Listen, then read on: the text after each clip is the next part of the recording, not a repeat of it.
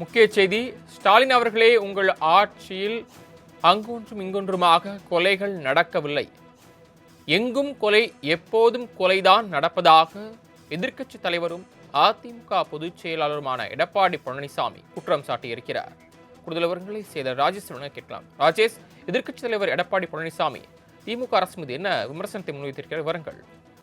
சரவணன் வணக்கம். நேற்றைய தினம் பவானி சட்டமன்ற தொகுதியில் நடைபெற்ற எழுச்சி பயண பொதுக்கூட்டத்தில் கடந்த 48 மணி நேரங்களில் நடைபெற்ற பல்வேறு சட்ட ஒழுங்கு சீர்கேடு குறித்ததான செய்திகளை பட்டியலிட்டு திமுக ஆட்சியில் சட்ட ஒழுங்கு அடியோடு சீர்குலைந்து விட்டதை சுட்டிக்காட்டினேன் என அதிமுக பொதுச் செயலாளரும் தமிழக எதிர்க்கட்சித் தலைவருமான எடப்பாடி கே பழனிசாமி தனது எக்ஸ் தளத்தின் வாயிலாக தெரிவித்திருக்கிறார். மேலும் இன்றைய தினம் செய்திகளில் வந்துள்ள கொலை நிலவரத்தை சுட்டிக்காட்ட விளைகிறேன்.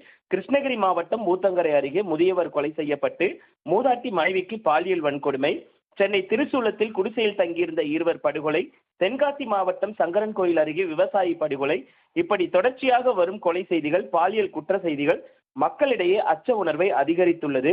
முதியோருக்கு வீட்டில் பாதுகாப்பு இல்லை என்பது எவ்வளவு கொடூரமான நிலை!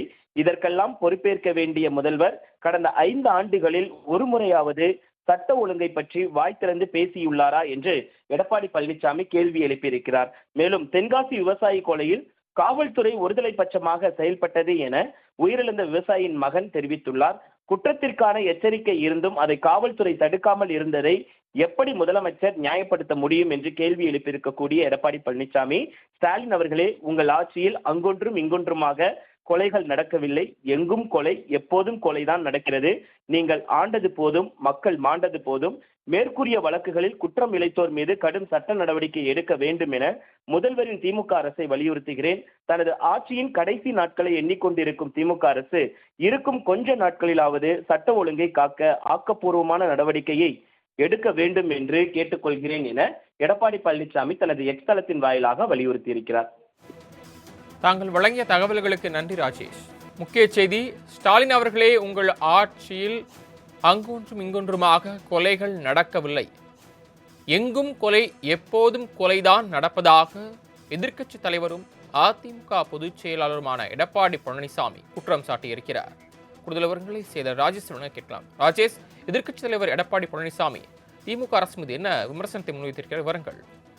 சரவணன் வணக்கம். நேற்றைய தினம் பவானி சட்டமன்ற தொகுதியில் நடைபெற்ற எழுச்சி பயண பொதுக்கூட்டத்தில் கடந்த 48 மணி நேரங்களில் நடைபெற்ற பல்வேறு சட்ட ஒழுங்கு சீர்கேடு குறித்ததான செய்திகளை பட்டியலிட்டு திமுக ஆட்சியில் சட்ட ஒழுங்கு அடியோடு சீர்குலைந்து விட்டதை சுட்டிக்காட்டினேன் என அதிமுக பொதுச் செயலாளரும் தமிழக எதிர்க்கட்சித் தலைவருமான எடப்பாடி கே பழனிசாமி தனது எக்ஸ் தளத்தின் வாயிலாக தெரிவித்திருக்கிறார். மேலும் இன்றைய தினம் செய்திகளில் வந்துள்ள கொலை நிலவரத்தை சுட்டிக்காட்ட விளைகிறேன்.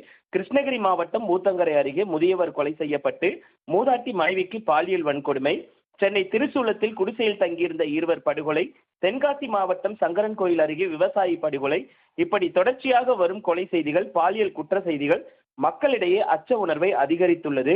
முதியோருக்கு வீட்டில் பாதுகாப்பு இல்லை என்பது எவ்வளவு கொடூரமான நிலை!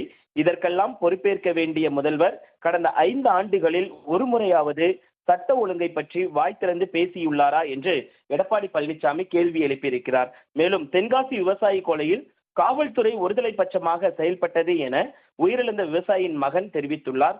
குற்றத்திற்கான எச்சரிக்கை இருந்தும் அதை காவல்துறை தடுக்காமல் இருந்ததை எப்படி முதலமைச்சர் நியாயப்படுத்த முடியும் என்று கேள்வி எழுப்பியிருக்கக்கூடிய எடப்பாடி பழனிசாமி, ஸ்டாலின் அவர்களே, உங்கள் ஆட்சியில் அங்கொன்றும் இங்கொன்றுமாக கொலைகள் நடக்கவில்லை. எங்கும் கொலை, எப்போதும் கொலைதான் நடக்கிறது. நீங்கள் ஆண்டது போதும், மக்கள் மாண்டது போதும். மேற்கூறிய வழக்குகளில் குற்றம் இழைத்தோர் மீது கடும் சட்ட நடவடிக்கை எடுக்க வேண்டும் என முதல்வரின் திமுக அரசை வலியுறுத்துகிறேன். தனது ஆட்சியின் கடைசி நாட்களை எண்ணிக்கொண்டிருக்கும் திமுக அரசு இருக்கும் கொஞ்ச நாட்களிலாவது சட்ட ஒழுங்கை காக்க ஆக்கப்பூர்வமான நடவடிக்கையை எடுக்க வேண்டும் என்று கேட்டுக்கொள்கிறேன் என எடப்பாடி பழனிசாமி தனது எக்ஸ் தளத்தின் வாயிலாக வலியுறுத்தியிருக்கிறார். தாங்கள் வழங்கிய தகவல்களுக்கு நன்றி ராஜேஷ்.